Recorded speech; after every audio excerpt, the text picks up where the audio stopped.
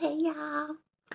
Okay, so I don't even know if I properly introduced myself. Hello, everybody. My name is Bianca, and I want to be telling my testimony. My testimony is really, really long. I just want to let you guys know I might step on some toes because everybody does not always approve of how your testimony is, but your testimony is your testimony. Your truth is your truth. So I just want to say I might step on some toes with my testimony, and I'm not doing it to purposely hurt anybody. I am not doing it to be a vindictive or malicious in any type of way. My testimony is my truth. So, my testimony, how God saved my life, started a really long time ago from the moment that I could remember. I've always had a spiritual connection with God. He's always guided me. And I never realized it until I got in my late 20s. So, when I was a little girl, God would give me dreams and he would show me certain things, and I didn't know that it was God showing me these things. So as I got older and time progressed, I was labeled because I was different, and I was set apart because I was different, and I was the black sheep of my family. And I never really like fit in, and I never tried. But from as far back as I can remember, I've always had a spiritual connection with God. Um, when I was 17 years old, I got pregnant and I had my first child, and I named him Josiah. I was in a really toxic relationship with his father. It was always something. Um, he was an alcoholic and still is, and he would do these things and then pretend like he never did it. I just dealt with narcissists my whole entire life, okay? So we would, argue and fight and things of that nature, about everything. And I gave him time to act right and things of that nature. And he just would not. He continued to try to use my child as a scapegoat to try to control my life. And when Josiah was about 3 or 4 years old, I finally cut ties with him. Um, I finally had enough. And there was an associate that I was friends with at this time back then, where um, she had kind of like became my friend, my best friend or whatever the case may be. But um, we live and we learn, don't we? There was one night that me and my son, his father, we were in his house and we were fighting, and he did not want me to leave. It's like he tried to keep me trapped in the basement. Like, he was so toxic, y'all. He did not want me to leave. So he tried to keep me trapped in the basement. I had to fight my way out. Like, I had to call this girl, like, can you come over here, girl? Because I'm trying to get out and he ain't trying to let me leave. So I called her and she came over and she helped me take my stuff out of his house. But at this time, I had nowhere to go because I was not in a good position with my mother. Me and my mother always had a really tough relationship. So, with that being said, I went and I stayed with um, this associate of mine and her family. She had two little sisters and a brother, and they stayed, of course, with her mother. Um, so when I moved in, initially I didn't know that all the children were adopted, and I didn't find out until everything started just kind of coming out. And I would get upset with my friend because she would like violate her mother because she was upset with her because she wasn't really her mother, but it was like this anger that she was holding towards this lady, and I would always tell her, you cannot be like that to this lady because she took you in. You know, she loved you like her own child since you were a baby. You are her baby. There's no way in the world that, you can disrespect someone that literally put their whole life to the side just to take care of you as their own. She would constantly steal from this woman. She would take this woman's bank cards and go to the bank and go and withdraw money from off of her mother's debit card. I didn't approve of it, right? So because I didn't approve of it, I got myself into things that I didn't want to get myself into because I wanted to be able to support her, because at the end of the day, I was staying in her mother's house. So I started trying to find different ways to hustle. So I had a friend, and she was into like dominatrix and domination and stuff of that nature. So this is how I got introduced to the lifestyle. So I started living this lifestyle just to help this person and help myself as well, not just help myself. But I put my body at risk. I put my life on the line and jeopardized my own future, going out and doing things that I knew was not right. And God will always let me know what I was doing was not right. He always protected me, even when I did not deserve to be protected. I wasn't ever in a situation where like I had a pimp or anything of that nature.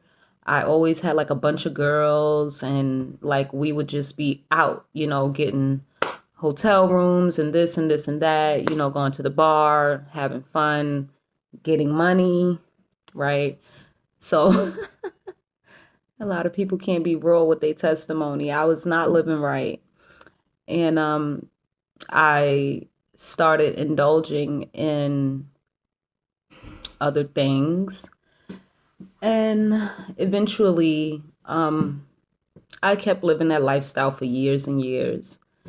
And me and this girl, we were together for all that time. And she would do little things to make me realize that she wasn't really my friend, but I always brushed it to the side. I never tried to, you know, put binoculars on and be like, girl, I know you're not my friend. I just kept letting it slide because I felt like, we young and we all make mistakes and stuff like that. So I just let it slide. I didn't think that it was her jealousy or her being upset with me or trying to be in competition with me. I never thought of anything like that. So I just let everything just slide. Every little thing that happened, I let it slide. I was going through like these back and forth problems with my oldest son's father. It's like he wanted to try to use my son as a scapegoat to try to control my life.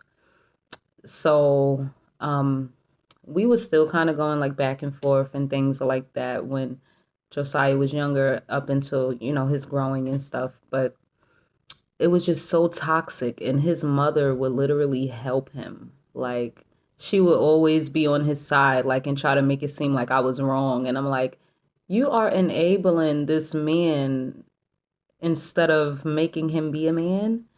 But I was deep into this lifestyle, and I was in a situation where I was out with the girl that introduced me to the lifestyle. I was out with her, and then things kind of like hit the fan, and I wanted to leave. So this guy was like, because you are staying here, like we had like a call house.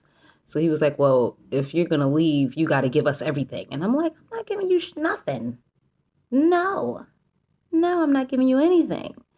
So this guy wound up following me, and he was like gonna rape me in the park if I didn't give him my money. And I was like, I didn't have any money. So any if you ever live that kind of lifestyle, then if certain women will hide their money inside of certain areas, but I was hiding my money. And he was upset because he was like checking me and he couldn't find it. He was so mad that he could not figure out where I put my money at. But I had it, but he just couldn't find it. But I went back to the girl's house that I was staying at, and I told her what happened. And I was like, I'm gonna just start going out by myself now. I'm gonna just start, doing my own thing. So I did just that, and she would go with me, and she would be with me entertaining and everything. Um, and a while after that, it was like I went on this trip to Miami, and I stayed in Miami for like 2 weeks. And when I got back, there was this guy that I met, and eventually we had gotten to a relationship. In about a month of us being together, he moved into my mother's house with me, and he stayed with me at my mother's house for months. And we were together, and he was, had this person that he tried to triangulate me with as soon as possible. So it was this girl, this woman, actually older woman, much older than myself. He was staying with her, using her for a place to stay, and he was trying to make me think that she was holding his stuff hostage. She did not want to give him his clothes. She did not want to give him his stuff, his sneakers, his clothes, any valuable things that he left at her place. She did not want to give it to him. So he triangulated me with this woman in the very beginning. And I thought nothing of it because I knew nothing about um, narcissist personality disorder.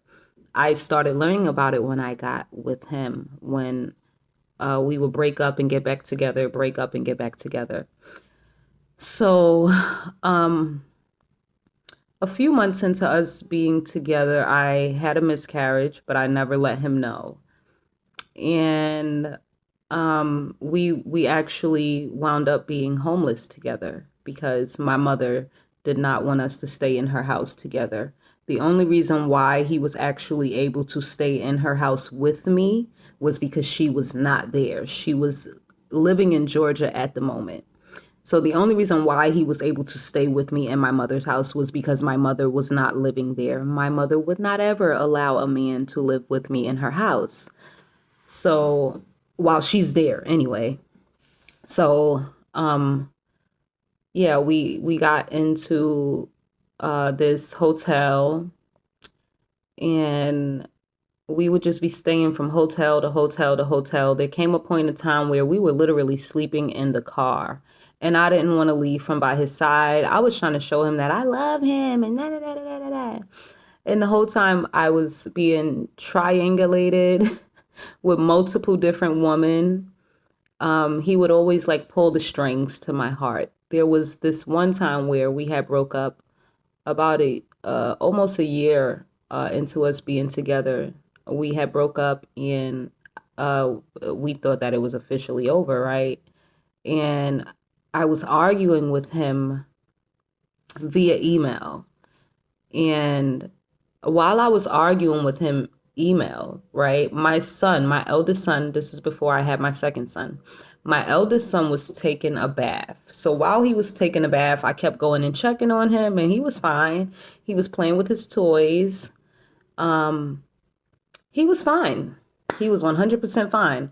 And then this last time I went in the bathroom, I said, okay, you have 5 more minutes left. You about to get out. And he said, okay. And I said, in 5 minutes, when I call you, you got to get out. And he said, okay.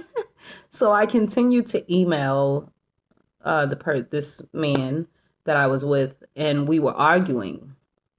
And 5 minutes went past, and my baby didn't get out the tub. And I yelled, Josiah, Jojo, it's time to get out the tub. He did not answer me. But It's like everything inside of me said something was wrong. I took flight and I ran in the bathroom. When I ran in the bathroom, my baby was just laying in the tub. He was just laying in the tub. And I picked him up and I was like, oh my gosh, I just started panicking. He was gone for a minute. And I was like, oh my God. I started like pushing his stomach, pushing his chest. And I started panicking. I started screaming. I started screaming to the top of my lungs. So my mom ran out of her room. My sister ran out of her room. And they was like, what's going on? And my mom grabbed my son from me. And she was like, oh my goodness. Like we are all just panicking at this moment. And I'm like, at this point, I didn't realize that he was doing voodoo on me, y'all. Y'all got to get into it. So the whole time, God kept telling me to leave this man alone. God kept warning me, and I was in denial because I didn't understand that I knew his voice. I didn't know that it was him talking to me. And the reason why I didn't know that it was him talking to me was because every time that I knew it was him talking to me, my mother would call me crazy.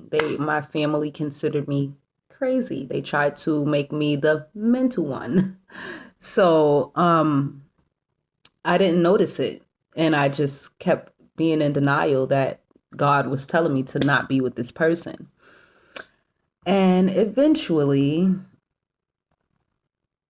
we got back together.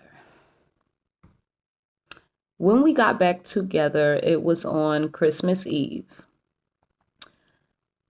He, it was snowing outside. He came and stood across the street from my mother's house, and he went to the store to get a beef patty with cheese. And he was standing across the street looking up at the window, and we were talking to each other on the phone. And he was like, "Can you just come outside?" And at this moment, I was like, "You know what? I'm gonna make him, suffer because the way he kind of like, did me. He did some real foul stuff for the reason why we broke up. He was, with another female. He was constantly allowing her to take pictures with him, around him, wherever they were. She wanted me to know that they were together. So we broke up because of that. And when we got back together on Christmas Eve, he was standing outside in the snow crying for me to come back and be with him. So what did I do? I went and I was with him and we spent Christmas Eve together. And then we got back together. Yeah, and when we got back together, it was so fast. I got pregnant so fast. After we got back together, I got pregnant and I had a miscarriage again. So I was in the hospital and he was in Houston, Texas at this time while I was pregnant and going through a miscarriage. And I was trying to tell him that I was pregnant, and he was telling me that he didn't believe me. We were going back and forth, arguing about my pregnancy. And I was literally in the hospital bed. And I was afraid to go to the bathroom because I just knew that once I went to the bathroom that the fetus would fall into the toilet. So I didn't want to go to the restroom. I was holding my urine for a little while. And then I finally went to the bathroom. And when I went to the bathroom, that's when the miscarriage happened. And I took a picture of it. I sent it to him. I sent him the documents from the hospital as well to reassure him that I was actually pregnant. And um, he didn't have any emotion about it. He was just like, okay. And at that moment, I should have just said, you know what, it's over. When he comes back from Houston, where he is, I don't even need to have any contact with him. But unfortunately, that is not the way things went. Uh, we still continue to have contact, and at this time, the girl was still my friend. So she was kind of still around while I was going through things with him. She definitely had an option to not be around. She made a choice to stay around. Um, so I thought that, everything was cool, we're friends. She got my back, I got her back, and it was not that way. Um, there was a point in time where I was living that lifestyle before I even met him where I had my own apartment. I had eventually got my own apartment because I was doing the things that I didn't really have no business doing. And I met someone and he was paying my rent. He was paying it every single month for about 3 years.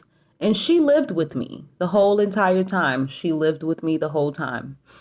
So fast forward when I had a miscarriage. And then shortly after that, when he came back from Houston, I wound up getting pregnant again.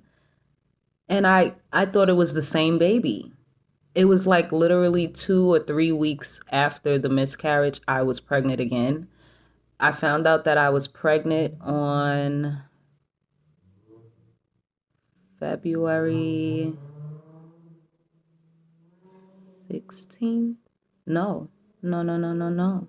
Yeah, it was February 16th when I found out I was pregnant. February 16th, 2015, when I found out that I was pregnant.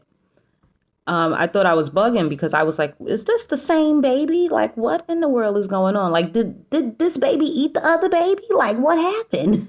And he was he was happy. He was happy. I was happy. Um, my associate friend was not too happy. We still continued to all, be around each other and things of that nature. Eventually, as my pregnancy progressed, the girl, she started showing how she really felt about me. She finally got her own apartment. Um, right when I got pregnant, she had finally got her own apartment in like January.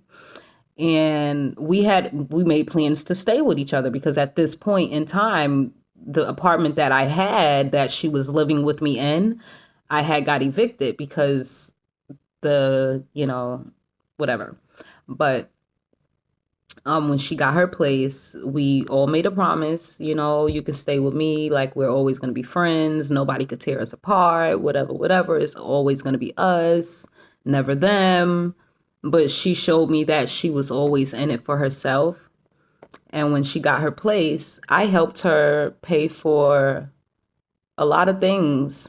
Her bathroom set, her shower head, towels, rags, beds, bunk bed sets. I helped her pay for these things. Now, mind you, when I moved into my place, she didn't help me pay for anything at all. She didn't help me pay for anything. She didn't have to spend a food stamp. She didn't have to do anything. She just was there. So I was, I'm still that type of person that if I'm going to stay in your house or anything like that, I'm going to always, bring something to the table. I'm not just going to sit at your table with nothing. So I contributed to helping her decorate her place. And it's like, I didn't know if I wanted to keep my baby or not. I really didn't know if I wanted to keep my baby or not. So I left it in God's hands. And I was like, God, if you don't want me to have this baby, hit me with it. Not saying it like, it's anything to brag about, having miscarriages, but I just was saying, God, if it's not for me, then, So when I was around 4 or 5 months pregnant, she got really mad at me because I didn't want to have an abortion because I thought about the miscarriages, and she didn't want me to stay in her place anymore. So I started staying with my child's father, the one that I was pregnant by. He had a room and we were staying in a room, and he was renting this room at his friend's house. And unfortunately, I had to have my other son with me. And I say unfortunately because there were so many things going on that he did not deserve to be around. And I just wasn't in the right space at that time. So I was just doing whatever. And we stayed at his friend's house. And even though I was big and pregnant, he would let his friends disrespect me. They would make jokes like, oh, he's going to have to take this baby to Mari. Like, he would let his friends blatantly disrespect me, like outright just disrespect. And he wouldn't say anything. So there was this time where he went to work. He was a scammer. He never, I mean, but he said, don't disrespect his hustle, okay? So he was a scammer for some people that are higher ups. And he had like this get out of jail free card, but we ain't gonna talk about that. But eventually we'll get into it. But there was one day he went to work, and while he was at work, his friends that he was renting the room from, one of them were like already drunk, okay? And he was like talking, saying, "We gonna get this bitch out of here," talking about me. They thought that I was in the room asleep because I was pregnant. And at this time, um, I just knew that my son could not be in this, in this place that I was in. So a lot of the times I would let my son go and stay at my mother's house or go and stay at girl was his godmother. I would let him go and stay at his godmother's house, and I would be at his house. So I will overhear his friends talking about how they're going to set him up, how they're going to tell him that he needs to switch his room to the other room with the fire escape so that they can have people come up the fire escape and stick him up in whatever inside the room. And I overheard them talking about it. And they thought that I was in the room asleep. And I was so retarded then that I didn't even know that he said he was going to work, but he was cheating on me while I was pregnant. And God kept warning me to leave this man, and I would not leave him. So, um, shortly after that, he went to work one day again, and he came home with a whole different outfit on. Like, he did not have on what he had on when he left. He didn't even have the same underwears on, okay? He came home, different underwears, different shirt, different pants, different everything. I was like, but you just left like 2 hours ago. How could you be back already? Like, how could you possibly be back already? So that was like the last straw that I thought I had, right? So I left him, and I told him I was leaving him and I wasn't coming back. And he got mad at me and he said, well, how are you going to leave with my unborn baby in your stomach? I'm going to track you down. I'm going to do this. I'm going to do that.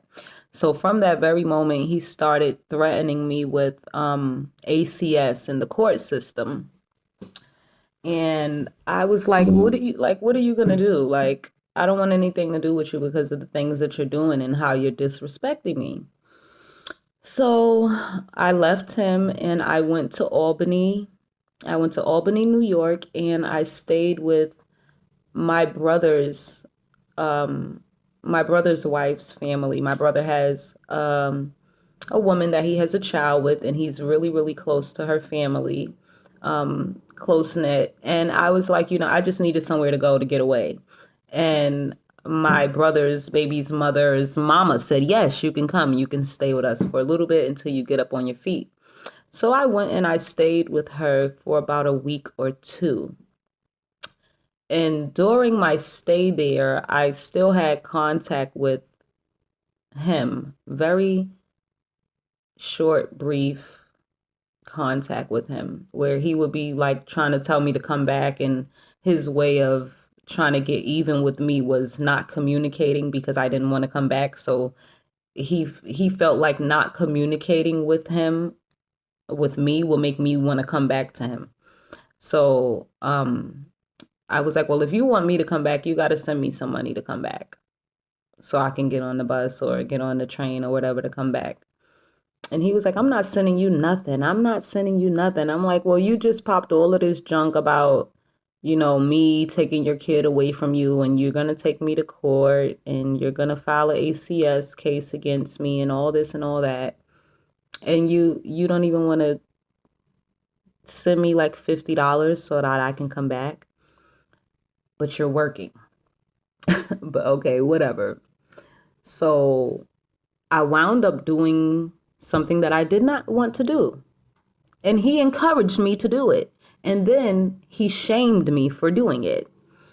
So I had to make a decision that obviously I really did not want to make. And I had to get myself some money and find my way back to New York, to Brooklyn. And I did that. And when I got back, because yeah, that was in June, July. Yeah, that was in, mm-mm. No, no, no, no, no. I missed the whole big part. The reason why I really, really left. Okay, so boom. Okay, so yeah, that didn't even happen yet. Okay, so I came back and yeah, that was in like, if I'm not mistaken, that was in like June. Yeah, that situation happened in June. So I came back and it was a few days before his birthday. And we were talking and he was saying, you know, we can't stay here together forever. We're just staying in a room. It's really small. We have to get our own place or whatever the case may be. So he was like, go to the shelter. That was his way of trying to be manipulative and still have his way at the same time and do whatever he wanted to do while trying to make me think that he wanted to work it out as a family.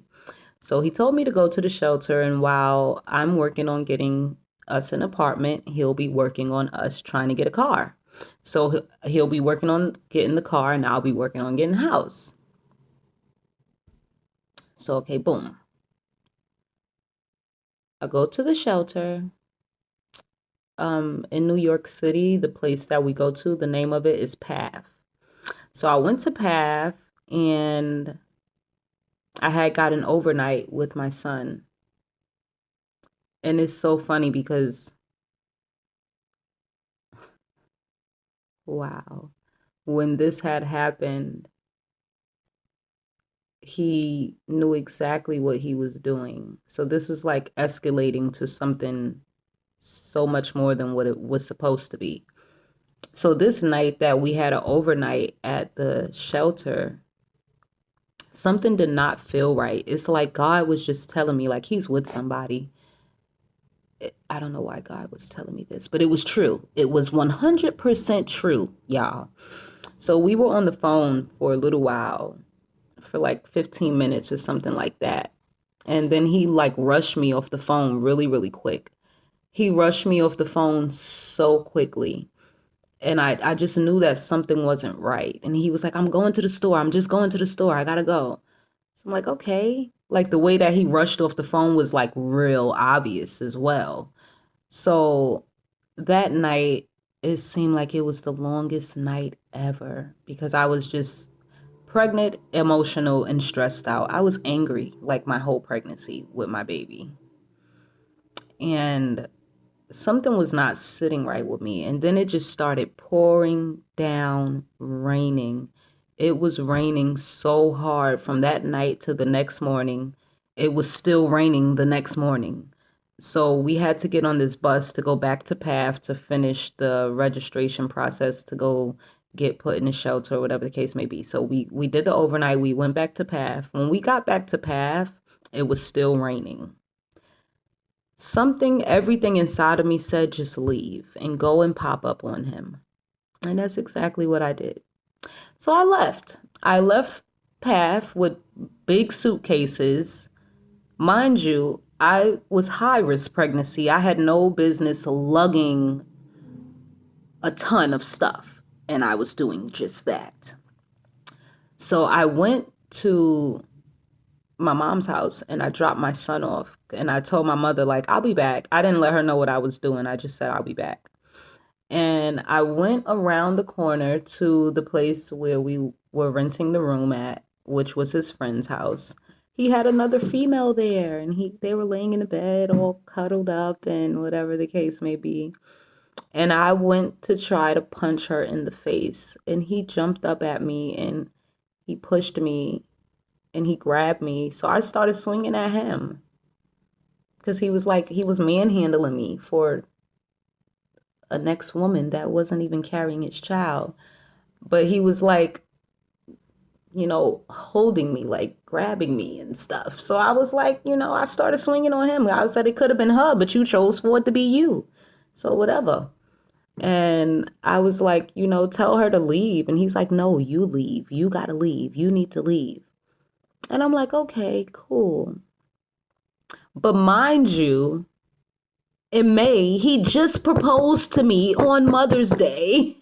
Literally just put a ring on my finger on Mother's Day. I done skipped so much of this testimony, y'all. But literally put a ring on my finger, okay? Literally asked me to marry him.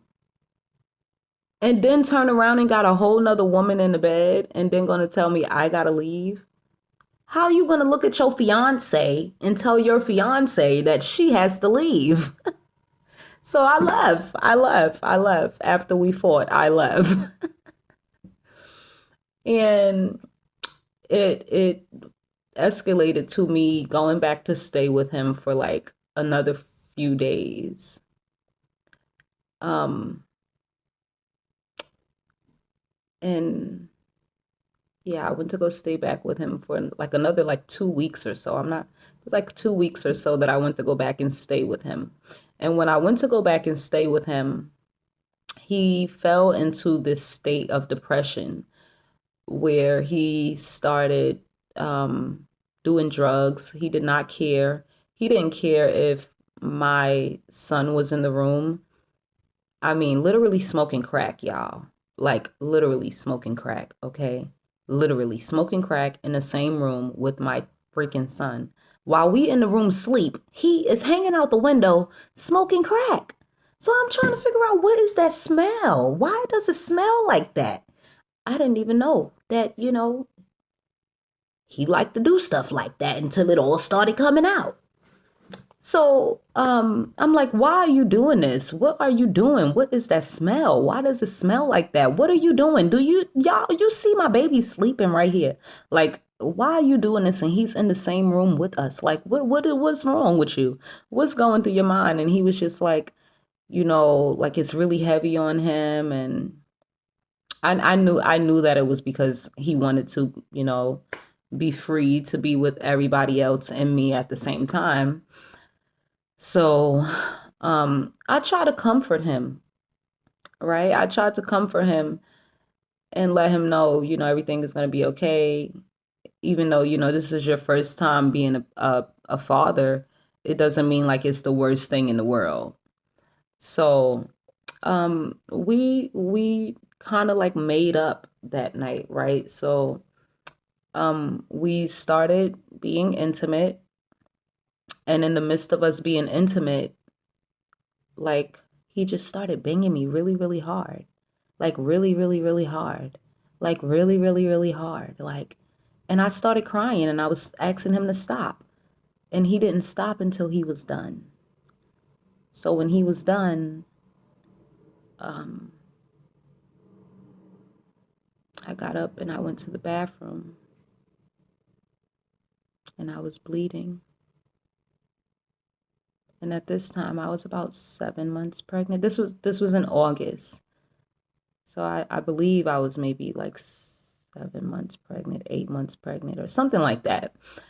Um, yeah, I was like 7 or 8 months pregnant, like going on 8 months or something like that. And he made me start bleeding. and I was afraid that I was going to lose my baby. So I just laid in the bed for days because I was still bleeding. And then one day he got upset with me. This had to be about 3 or 4 days later. He got upset with me and he was like, "You're lazy. You don't ever want to do nothing. You're not getting out the bed. Like, why are you not getting out the bed?" And I'm like, "You know why I'm in the bed." And when I first told him, he was like, "Oh, just lay down. You're gonna be okay." So I just laid down for like 3, 4 days, y'all. I did not want to get out the bed because I already had experience having miscarriages, and he knew that. So I didn't want to get out of the bed. And he got upset with me. We got into an argument, and my son was there. And he grabbed my suitcase. He put it in the hallway. He took my son. He said, "It's time for y'all to go. Put on your shoes." And my son put on his shoes, and he sat my son in the hallway by my suitcase. And I was like, "We not going nowhere. I'm not leaving." Do y'all know he grabbed me by my hair? He dragged me out of the house. He literally dragged me out of the house. Like, we had so much toxic energy, so much toxic energy just going on. And I thought it was love. We thought we were so in love. We thought we were so in love. But he wound up, dragging me out of the house, and he slammed the door behind me. And the suitcase that I had, oh my goodness, y'all. The suitcase that I had was like almost like to the max size. Like, it was a large suitcase. Like a large suitcase. Like, we had multiple pairs of shoes in there. We had like a whole bunch of clothes in there. Me and my son together, we had a whole bunch of clothes and a whole bunch of shoes and a big, big suitcase. And he threw all of our stuff in the hallway and politely just was like, "It's time for y'all to go." He sat my son in the hallway with my stuff, closed the door, left my son and my stuff in the hallway, and came back to get me. And I was like, "I'm not going anywhere." And because I refused to go anywhere, he had to drag me. He had to put his hands on me for me to be put out. So it came to a point in time where he was saying that his friends were scared of me. His friends were afraid every time I came to his house because I was always wanting to fight somebody. And I always wanted to fight. So his friends didn't want me to be around because I always wanted to fight. So I'm like, I knew that wasn't the case. I knew that wasn't the case, but he made it seem as if that's what it was. I have so much more of my testimony to tell y'all. Oh my gosh. In between this time, he slept with a 15-year-old. That was another reason why I left and went upstate to Albany, because I found out that he was sleeping with a 15-year-old. It was so much stuff that was going on. Y'all, it was just so much stuff that was going on. And God kept trying to tell me, "Stop dealing with this man. He is the devil in the flesh." And what I did, think I could change him. I thought I could change him. I thought I could change him and just love him so much that, he wouldn't be so dark. But it didn't work that way. But y'all, I gotta go get my babies. I gotta go get my baby. My baby gets out of school in a few minutes. I love y'all. If you would like for me to share some more of my testimony, like, comment, and subscribe, okay? Because it gets deep. It gets way more juicier, okay? And like I said, this is my testimony. I'm not sugarcoating anything for anybody, and I am going to step on some toes. And if you don't approve, that's fine. This is my testimony, not yours. And I'm going to tell the truth and nothing but the whole truth. So help me God. Have a good day, y'all.